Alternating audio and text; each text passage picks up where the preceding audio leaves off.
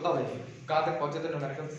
Next 152 page. बोलो question बोलो। एक एक एक कोई बोलो। हाँ बोलो। The kinetic energy of an object of mass m moving with a velocity of 5 meter per second is 25 joules. Kinetic energy कितनी जूल है? 25 जूल। अच्छा कौन सा क्वेश्चन है बता दो sir question number example 3। Sir example नहीं है sir, Sir, index question. Index question. Index question 3 है ना? Yes sir. हाँ बताते रहो ताकि जो देखेंगे उन्हें पता होगा कौन सा क्वेश्चन है। फिर आगे क्या दिया हुआ है? What will be its kinetic energy when its velocity is doubled? ठीक है तो देखो यहाँ पर क्या दिया हुआ है कि एक बॉडी है जिसका मास क्या है m है, M है। करता है ठीक। कितनी वेलोसिटी से मूव कर रहा है? 5 मीटर पर सेकंड से। अब क्या कर रहा है, अगर उसकी काइनेटिक एनर्जी कितनी है? अभी उसकी काइनेटिक एनर्जी है 25 जूल्स। अगर उसकी वेलोसिटी को कर दिया जाए डबल तो उसकी काइनेटिक एनर्जी कितनी हो जाएगी? ये तो आपसे पूछा है। Yes. तो ऐसा क्वेश्चन में याद हो अगर आपको तो हमें यहाँ मास की जरूरत भी नहीं है। Yes. एक तरीका तो ये है यहाँ से मास कैलकुलेट कर लें फिर हम लोग खुद निकाले kinetic energy. Yes, sir. But अगर हम लोग मास कैलकुलेट ना करें तो भी हमें काइनेटिक एनर्जी पता चल जाएगी। ठीक है मान लेते हैं काइनेटिक एनर्जी कितनी है। पहली काइनेटिक एनर्जी को मान लेते हैं K1 Ke1 तो इसके हिसाब से क्या हो जाएगा हाफ mv स्क्वायर या सुनो इसको v1 लिख लो हाफ v1 स्क्वायर। ठीक है फिर और v1 है कितना? 5 v1 है 5 तो हाफ m को एज इट इज रहने दो। इसकी जगह क्या पुट कर सकते हैं? 5 का स्क्वायर 5 दैट मींस क्या बन जाएगा ये 25 m अपॉन 2 है ना? यस। फिर ke2 पे आ जाओ। ठीक है और अगर हम लोग v2 लिखे हैं तो कितना है भाई? कंडीशन क्या बोली है? when the velocity is doubled that means v2 is 2 times v1 which is equals to 2 into 5 that means 10 meters per second। yes or no? Yes, sir. ठीक है अब यहाँ से उठा के पुट करो भाई फिर से। मास रिमेन सेम, मास में कोई चेंज आया नहीं है तो मास m ही रहेगा। यहाँ पर क्या लिखना है? v2 का square that means it will become half m into 10 का स्क्वायर। 10 का square. yes or no? Yes sir. और जब 10 का स्क्वायर कर दोगे तो कितना आ जाएगा? Half m into 100। यस। अभी सिंपली लिख लो that means it becomes 100m upon 2। Clear? Yes sir. अब यहाँ पर कर लेते हैं साइड में सीधे निकालो रेशियो ke1 upon ke2। ठीक है calculate the ratio straight away. अब ke1 कितना था? 25 m upon 2 होल अपॉन कितना है? 100 m upon 2। 100 m upon 2। 2 तो 2 तो ऐसे कट गया सीधे सीधे। यस। m से m कट गया बचा क्या? 25 upon 100 ये तो बचा। Yes sir. 1 था 4 था तो यहाँ से क्या आ जाएगा? ke1 upon ke2 equals to 1/4 yes.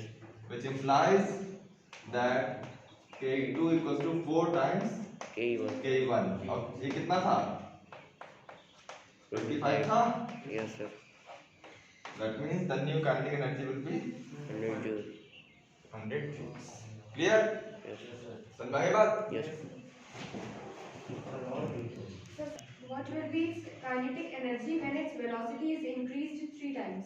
ठीक है अब इसके सेकंड पार्ट में क्या बता दिया? अभी कितना था? जो भी वेलोसिटी थी उसका डबल किया था। अब कह रहा है when it is increased 3 times velocity को क्या कर दिया है? Triple that means 3 times v1 सो कितना हो जाएगा भाई? 3 into 5 means 15 मीटर पर second. Yes sir. ke1 already हम लोग को पता है। यस। अब क्या निकाल लो सीधे? K3 तो again half m v3 square. Yes sir. इसका मतलब हाफ m into 15 स्क्वायर। 15 का स्क्वायर ये तो हो जाएगा। Yes sir. मतलब कितना हो गया भाई? Half 225 m into 225 that means 225 m upon 2। m upon 2 ये तो हो जाएगा। Yes sir. अब लगाओ रेशियो सीधे k1 upon k3 कितना है भाई k1 का क्या 25 m upon 2 होल अपॉन कितना है ये 225 m upon 2 फिर से 2 से 2 कैंसिल m से m कैंसिल और यहाँ पे क्या आएगा 25 how many times 9 times 9 times तो यहाँ से कितना आ गया 1/9 दैट मींस अगर यहाँ से देखा जाए तो 83 will be equal to 9 times K1 k1 और k1 कितना है 25 मल्टीप्लाई करो 225 ठीक है भाई यस समझ में आ गई बात और भी है सेकंड पार्ट इसके अलावा भी है कुछ नो सर ठीक है बताओ इसके बाद वाला क्वेश्चन Example 11.5.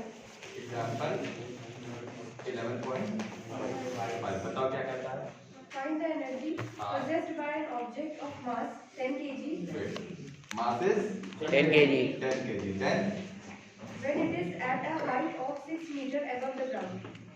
6 मीटर पर सेकंड बस Or given gravity is 9.8 meter per second. Stop.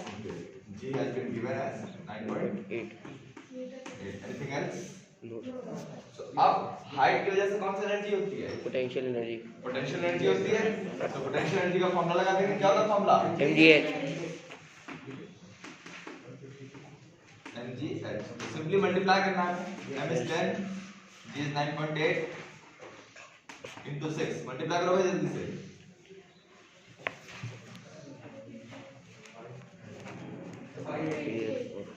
Five T देख के मत बताना यस सर कर दिया ठीक है बस इसमें इतना ही है इस क्वेश्चन में ठीक है चलो जल्दी से नोट कर लो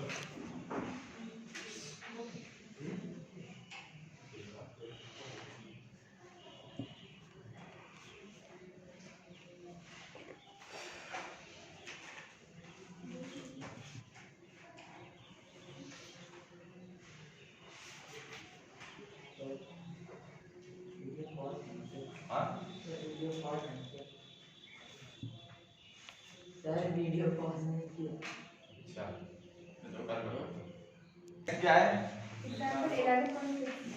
एग्जांपल हाँ क्या कह रहा भाई ये An object of mass 12 kg is at a certain height above the ground. हाँ हाइट वी डोंट नो आयो If the potential energy of the object is 480 joule, हाँ find the height at which the object is with respect to the ground. Okay Given g is gravity is 10 meter per second square. ठीक है तो जरा ध्यान से देखिए यहाँ पर क्या बोल रहा है एक ऑब्जेक्ट है which is at a certain height का मतलब हाइट का हमें पता नहीं क्या क्या पता है उसके मास के बारे में पता है कितनी पोटेंशियल एनर्जी उसमें है ये पता है हमें और जी वहां पर कितनी वैल्यू लेनी है ये बता दिया तो again using the same formula फॉर्मूले में पुट कर दो खाली बहुत सिंपल है mgh पोटेंशियल एनर्जी की वैल्यू हमें पता है मास हमें पता है ग्रेविटी पता है बस हाइट ही तो नहीं पता है तो 12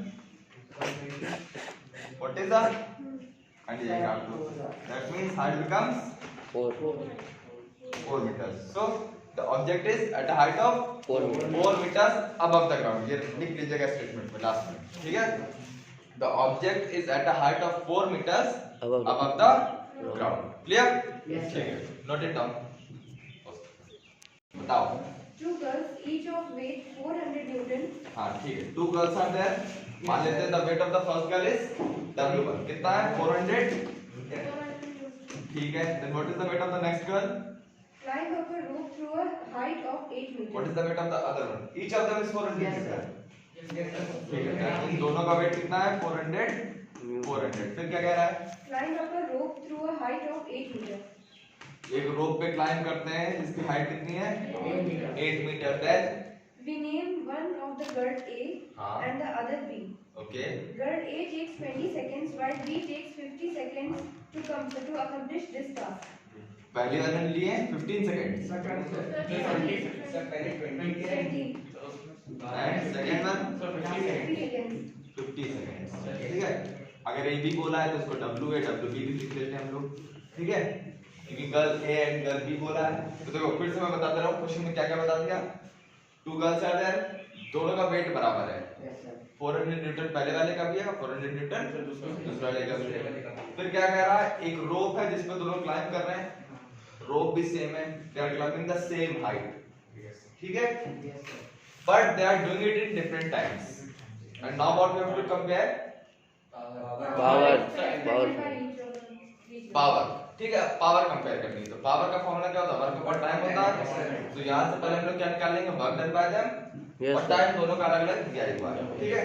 तो हम लोग क्या निकाल लेते हैं,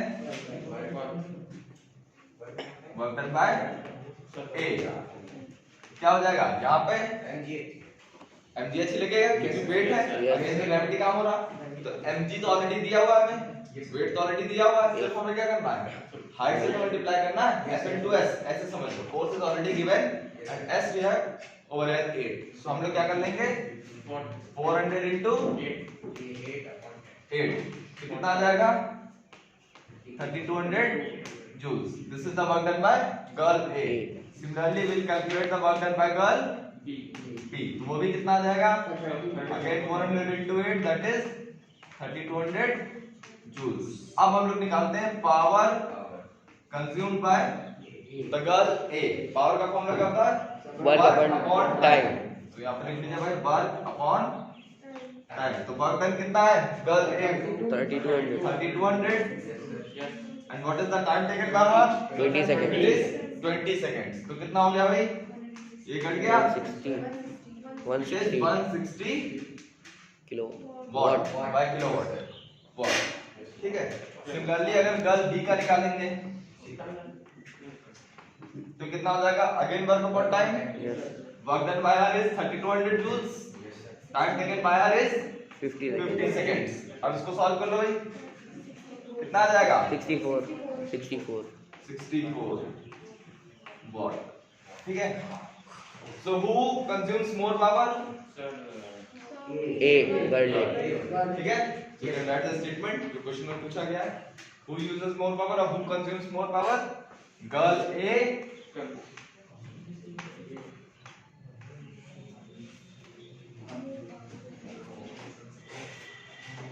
more power, that is कितना 160 watt।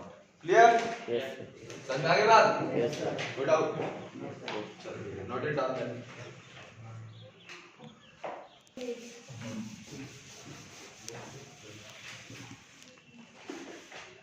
बताओ बेटा, A boy of mass 50 kg runs up a staircase of 45 steps in 9 seconds. ठीक है। आप जरा ध्यान से देखिए, स्टेयरकेस है, स्टेयरकेस कैसी होती है बताओ पहले मुझे,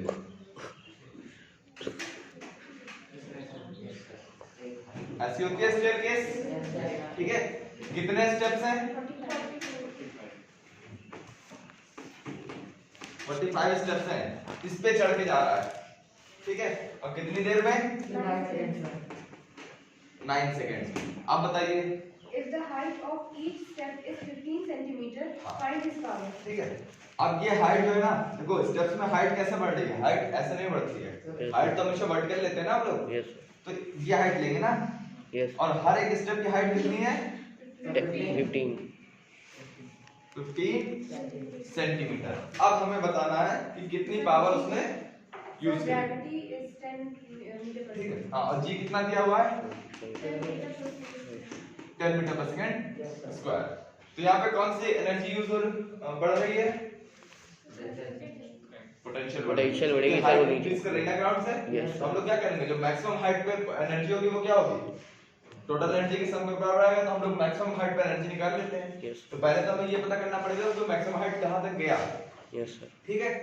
एक स्टेप पे कितनी हाइट बढ़ रही है, 15 centimetre. How many steps are there, 45। तो यहाँ से अगर हम लोग निकालेंगे टोटल हाइट कितनी हो जाएगी, टोटल हाइट इसको h लिख लीजिए। पहली बात तो एक का हाँ वो हाइट कितनी है, 15 सेंटीमीटर, यस 15 सेंटीमीटर है, ठीक है। तो पहला काम क्या करेंगे, इसको मीटर में कन्वर्ट कर लेंगे क्योंकि एसआई यूनिट्स में चाहिए हमें। दूसरा, how many steps are there, 45 steps are there. So height of one step is 15 upon 100. Therefore the height of 45 steps कितनी हो जाएगी? Multiply कर देंगे. How much we'll get? Come on, tell me. 6.75 6.75 metre. ये हाइट मिल गई हमें. Yes, sir. अब हम लोग क्या करते हैं? पोटेंशियल एनर्जी निकाल लेते हैं. पोटेंशियल एनर्जी का फॉर्मूला mgh होता है. yes मास कितना दिया हुआ है?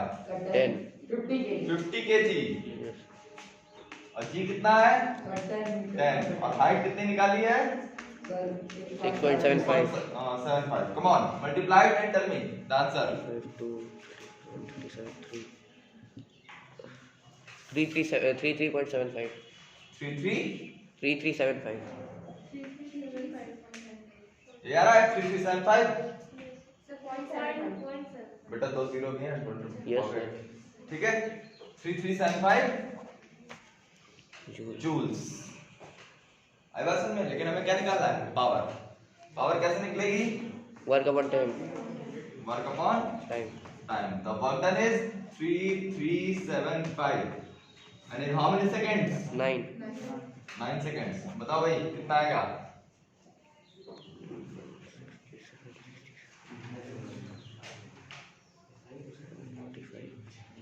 $375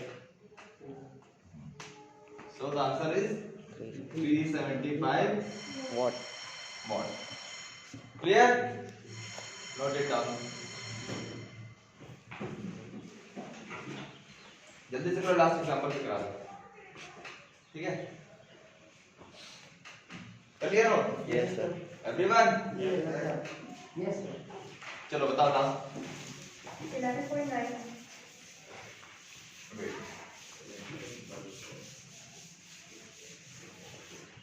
11 9 हाँ बताओ बेटा. An electric bulb of 60 watt is used for 6 hours per day. 6 hours Sorry. per day use किया जा रहा है ना. Calculate the units of energy consumed in 1 day by the bulb. ठीक है.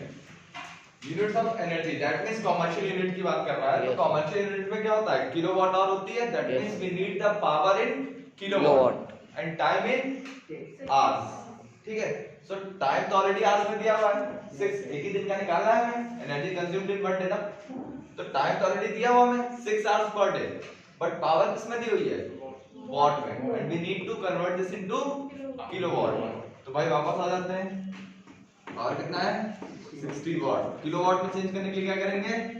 upon 1000 upon 1000 1000. So this what becomes kilowatt kilowatt. ऐसे लिख लेना अभी. ठीक है. उसके बाद एनर्जी का फॉर्मूला क्या होता है? power into time power into Right. Time. The power should be in kilowatt and the time should be in hours. So power is 60 upon 1000 and the time is in hours, that is 6 hours. Multiply कर दो, it will become 360 upon 1000. yes That means how much? 0.36 36 watt hour watt hour. Clear? yes ठीक है. yes समझा के बात? Yes, sir. पक्का? yes sir ठीक है. So your examples are over. yes And you One can. more question. In-text question. हाँ बोलो बोलो. A lamp consumes 1000 joules of electrical energy in 10 seconds. हाँ देखो क्या कह रहा है. Wait wait. 1000 joules of electrical energy 10 seconds. 10 seconds. फिर What is its power? What is its power? तो ध्यान से देखिए एनर्जी कितनी है? 1000. yes टाइम कितना है? 10 seconds. 10 सेकंड से. सिंपल है. किस में निकालना है? किलोवाट आवर में. Yes, sir. बोला है? No, sir. Power. नहीं बोला. अच्छा पावर निकालना है. ठीक है. यहाँ से कितना आ जाएगा? 1000 अपॉन कितना आ जाएगा? 100 और अगर किलोवाट में पूछेगा तो 1000 से डिवाइड कर देना. yes sir ठीक है. Yes, sir. आगे बात समझ में? Yes, sir. Clear? yes sir ठीक है. हाँ